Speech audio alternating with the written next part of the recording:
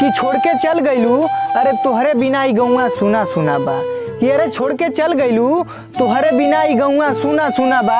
अरे करेजा लौट के वापस आ जा हो, काहे से कि आइल फागुन के महीना बा।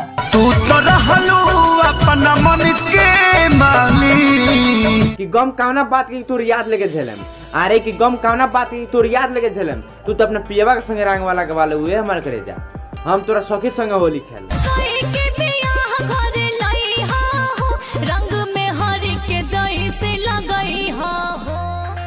कि होली में आ गई हो नैहर, तब होलिया मना के जइहा ए हमार करेजा। कि अरे होली में आ गई हो नैहर, तब होलिया मना के जइहा। अरे बियाह से पहले तो खूब रंग डलवावत रहलू, अब बियाह हो के बाद डलवा के जइहा।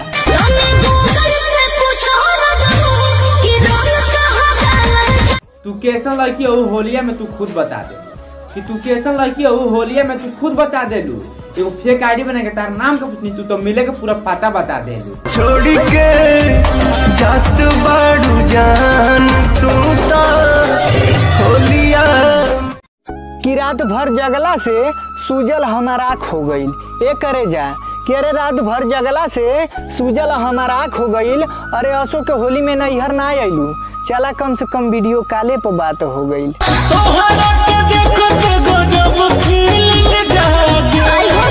ला तक ये साल बवाल हुई होलिया में, फिला तो ये साल बवाल हुई होलिया में। और बहुत पिटाई हुई जो रंग डलिया ना मलिया गलिया में। हमरा मलिया पे रंग साला डाला है कौन, मारेंगे ज्यादा घसीटेंगे कौन।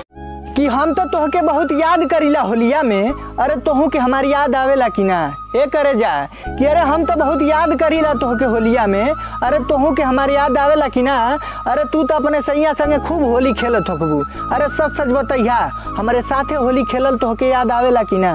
शादी होते जान भुला जइबू का हो। कि साचा प्यार करबू या तो जिसे तले के बैंड बाजा आ जाइए। कि साचा प्यार करबू या तो जिसे तले के बैंड बाजा आ जाइए। होली आगल बे करे जा, कि होली आगल बे करे जा। या तो जिसे रंगवा डलवा लेबू तो के मजा आ जाए।